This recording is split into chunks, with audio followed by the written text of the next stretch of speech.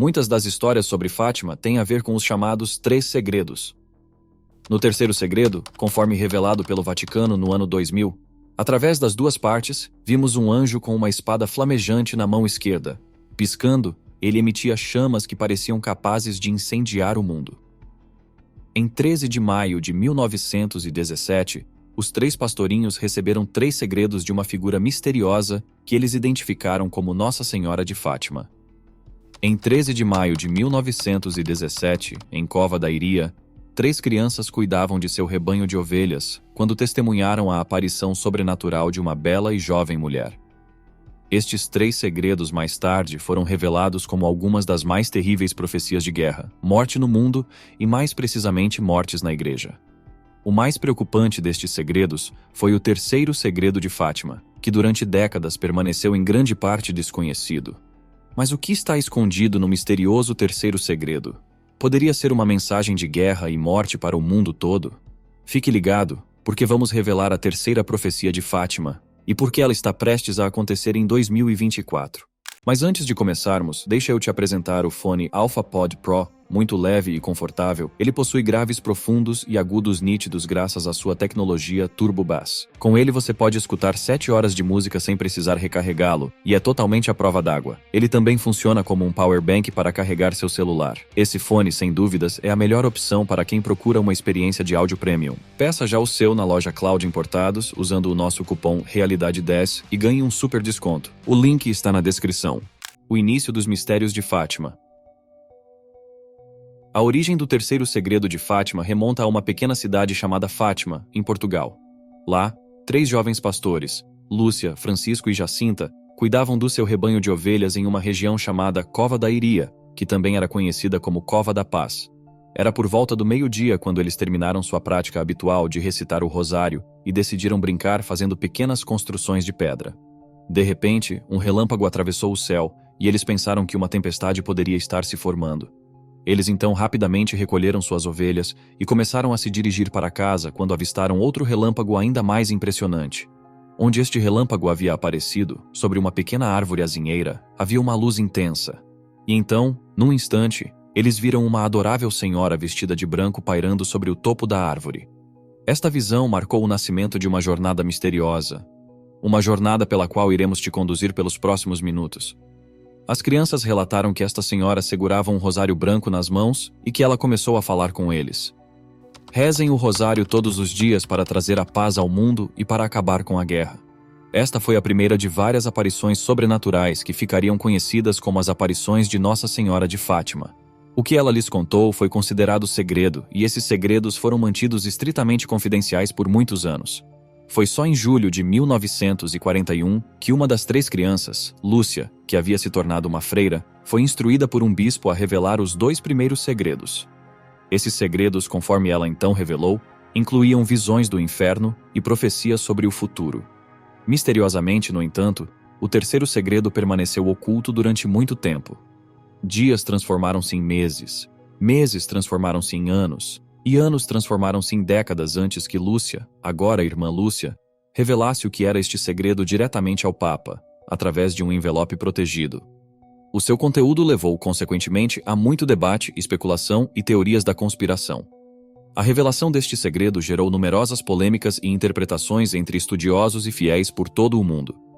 Curiosamente, em tempos recentes, o Papa ofereceu algumas interpretações importantes sobre o significado e as implicações destes segredos. Suas revelações tiveram como objetivo dar orientação e clareza sobre as mensagens de Fátima e sua relevância para os tempos atuais. Mas antes de nos aprofundarmos nas interpretações e ensinamentos do Papa, vamos primeiro descobrir quem é Nossa Senhora de Fátima e o que realmente aconteceu naquele dia fatídico. As aparições em Cova da Iria. Alguns estudiosos afirmam que o nome de Nossa Senhora de Fátima surgiu devido ao fato de as aparições terem ocorrido na cidade de Fátima, em Portugal. Outros, no entanto, afirmam que o nome Fátima é na verdade o nome islâmico da Virgem Maria, embora seja importante notar que isto não é universalmente aceito ou praticado em todas as comunidades islâmicas. Esta ligação pode ter resultado da reverência a Maria como a mãe de Jesus tanto no cristianismo quanto no Islã. Como é amplamente aceito, o nome Fátima era o nome da filha do profeta Maomé na tradição islâmica. O mais importante é que Mariam, chamada de Maria no cristianismo, tem um status especial como uma das mulheres mais reverenciadas da história, mesmo no Islã. Ela é celebrada por sua pureza, piedade e devoção a Deus. Todas as mulheres muçulmanas deveriam admirar Mariam, que a paz esteja sobre ela. Mariam, a mãe de Isa, que a paz esteja sobre ele, foi escolhida acima de todas as mulheres do mundo por suas qualidades excepcionais, devoção a Deus e modéstia. O Alcorão, o livro sagrado do Islã, dedica um capítulo inteiro a Mariam, detalhando seu nascimento milagroso e a concepção de seu filho, Isa, chamado de Jesus no cristianismo, sem um pai humano. A história de Mariam no Alcorão tem semelhanças com a história bíblica, incluindo sua educação no templo e a visita do anjo Gabriel. Mas também existem algumas diferenças específicas na forma como certos eventos são mostrados. A associação de Maria com Fátima pode ser devido ao respeito que ambas as figuras têm em suas respectivas tradições religiosas. Mais ainda, Fátima, a filha do profeta Maomé, é altamente reverenciada no Islã por suas virtudes e o seu papel como símbolo de pureza e retidão.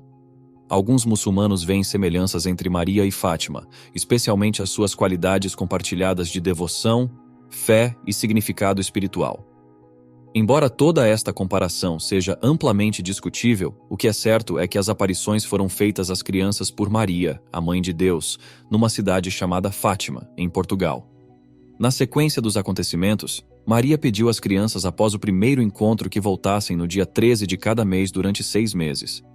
Ela disse às crianças que elas iriam sofrer muito, mas que chegariam ao céu. Ela então pediu a elas que rezassem o rosário todos os dias para trazer a paz ao mundo. Vocês devem voltar aqui todos os meses, neste horário, durante os próximos 6 meses. Rezem o rosário todos os dias para trazer a paz ao mundo e para acabar com a guerra. Na sua segunda aparição, no dia 13 de junho de 1917, ela pediu às crianças que acrescentassem a oração de Fátima ao final de cada dezena do rosário. As crianças pediram que ela os levasse para o céu, e ela respondeu que levaria Jacinta e Francisco em breve, mas que Lúcia ficaria um pouco mais. Em sua terceira aparição, em 13 de julho de 1917, Maria mostrou às crianças uma visão do inferno e revelou que Deus desejava que houvesse uma grande devoção ao seu Imaculado Coração para salvar as almas do inferno. Ela então previu a Segunda Guerra Mundial e a perseguição dos fiéis na Rússia, alertando que sem oração e consagração da Rússia ao Imaculado Coração de Maria, o país espalharia erros por todo o mundo, fomentando guerras e perseguições à Igreja. A quarta reunião seria em 13 de agosto de 1917, mas o administrador da região prendeu as crianças para evitar que chegassem ao seu encontro com Maria. 6 dias depois, porém, ela apareceu a eles em um pasto e pediu que rezassem.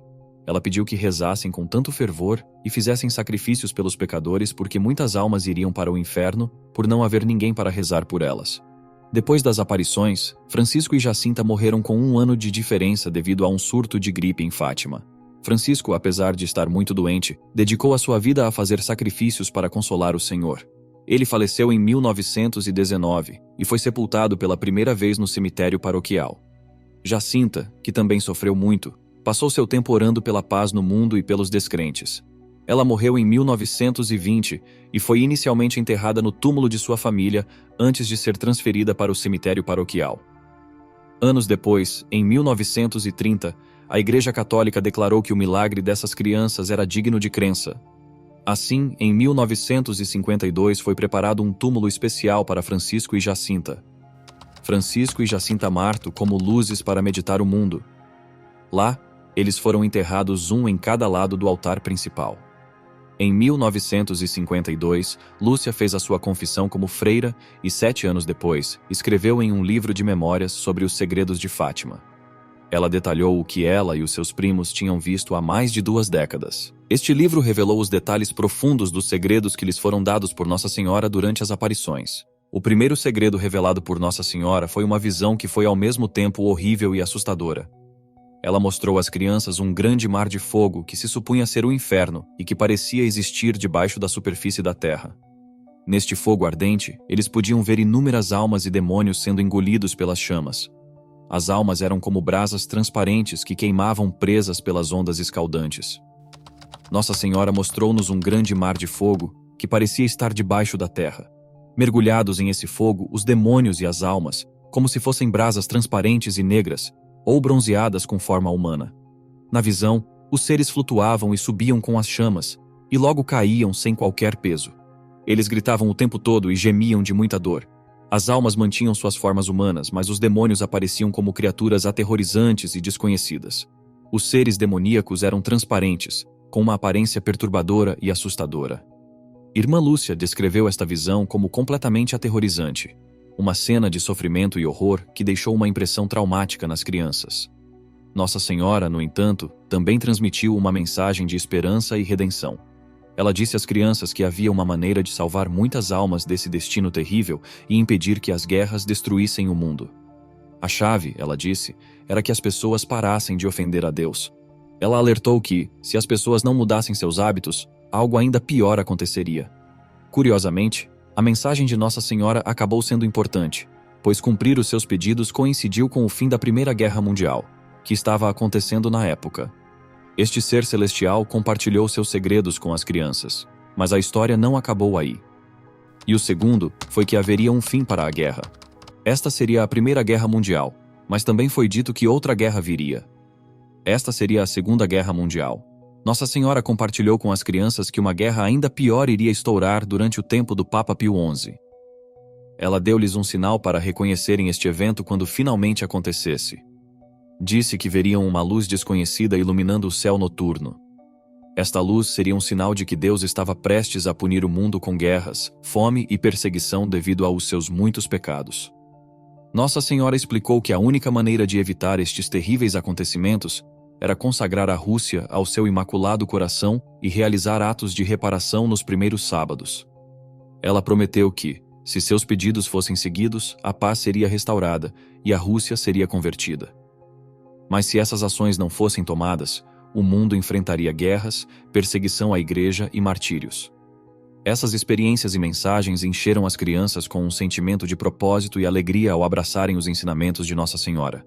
A sua devoção ao seu coração imaculado tornou-se uma fonte de força e orientação, ajudando-as a superar os desafios e sacrifícios que enfrentaram. As garantias de Nossa Senhora quanto à sua presença constante e o triunfo final de seu coração imaculado deu-lhes esperança e orientação, reforçando a sua fé e compromisso com as suas mensagens. Agora que entendemos o primeiro e o segundo segredos, vamos falar do pior de todos eles. O último segredo. O terceiro segredo de Fátima. Quando Irmã Lúcia partilhou o terceiro segredo.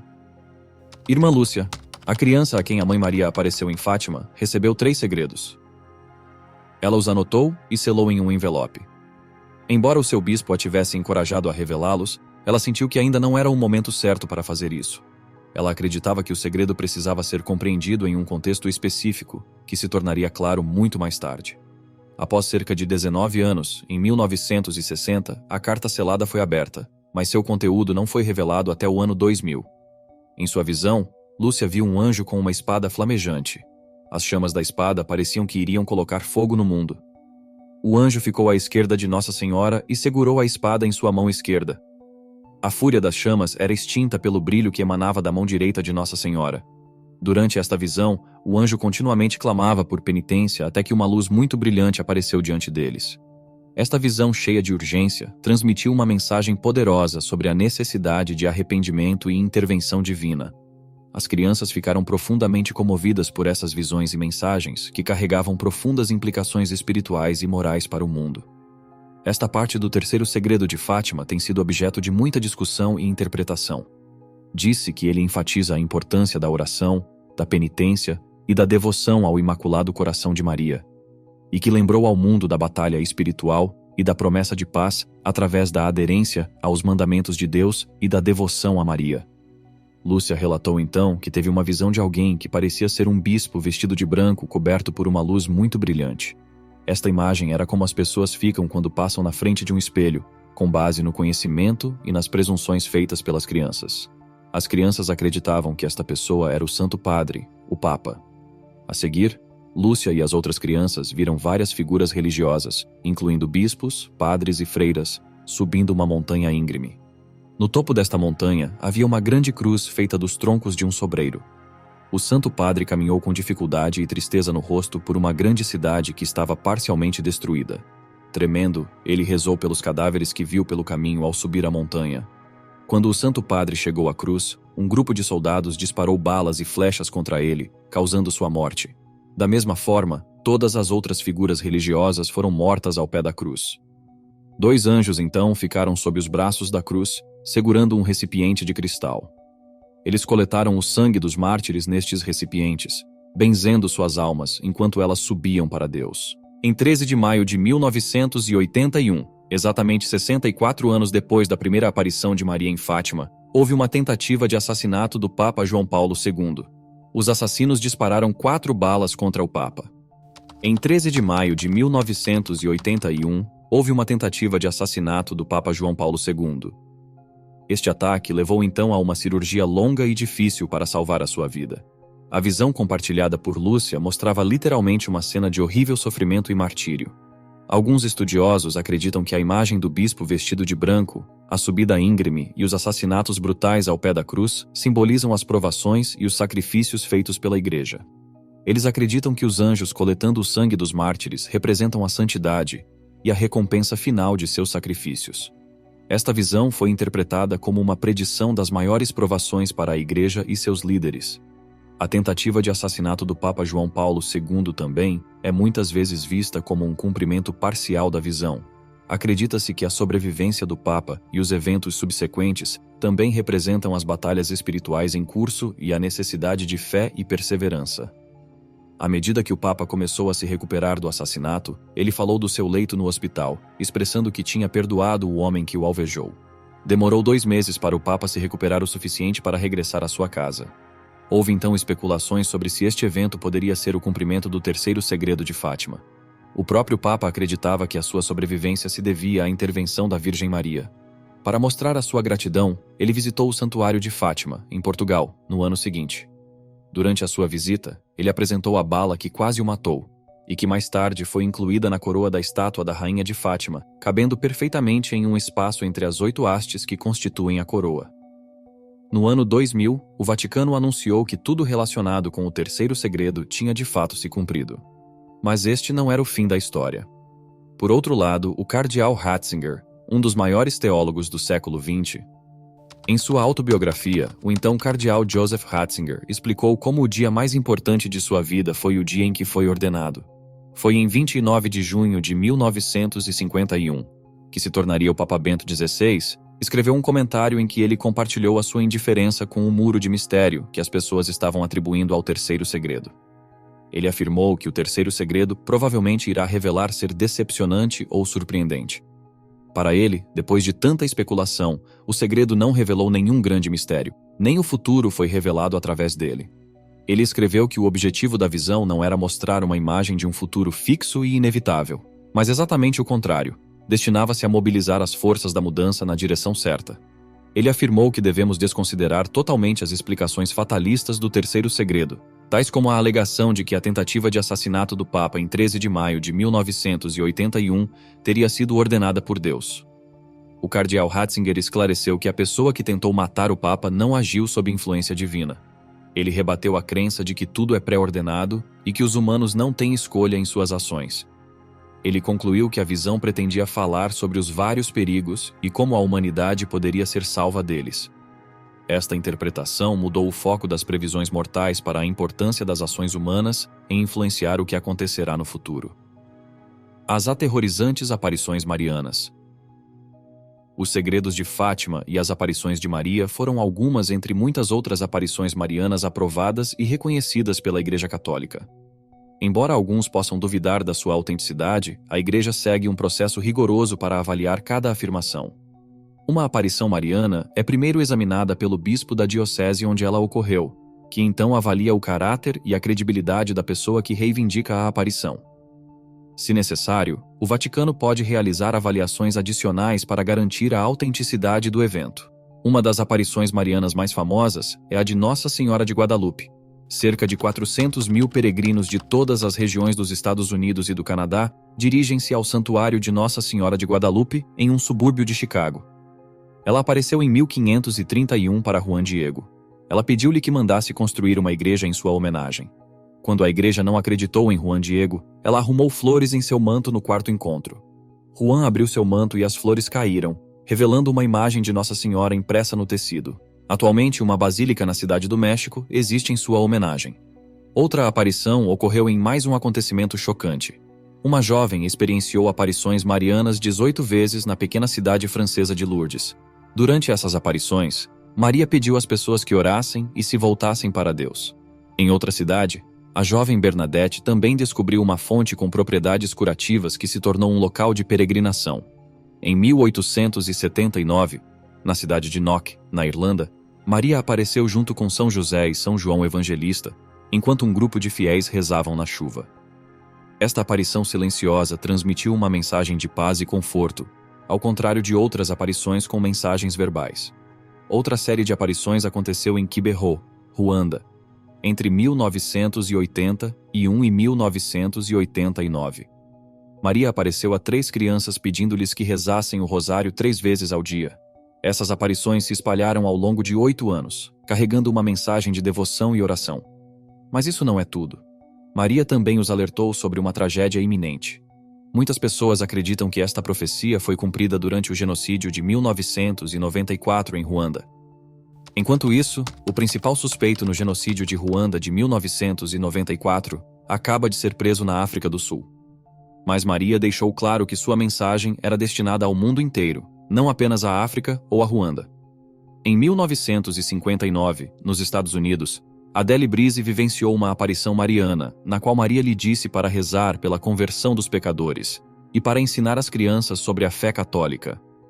Esta aparição enfatizou a importância da oração e da educação religiosa.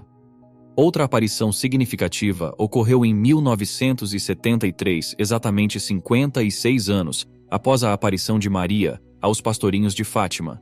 Irmã Agnes Sasagawa, no Japão, recebeu uma mensagem de Maria pedindo ao mundo o arrependimento e a oração do rosário. Esta mensagem reforçou os temas da penitência e da oração, assim como as aparições em Fátima. As vozes da Igreja. O Papa Francisco falou sobre o terceiro segredo de Fátima, examinando-o como um conto de guerra e martírios. Ele falou sobre estas questões em vários contextos. Por exemplo, após o ataque em Paris de novembro de 2015, ele mencionou que a Segunda Guerra Mundial tinha começado aos poucos.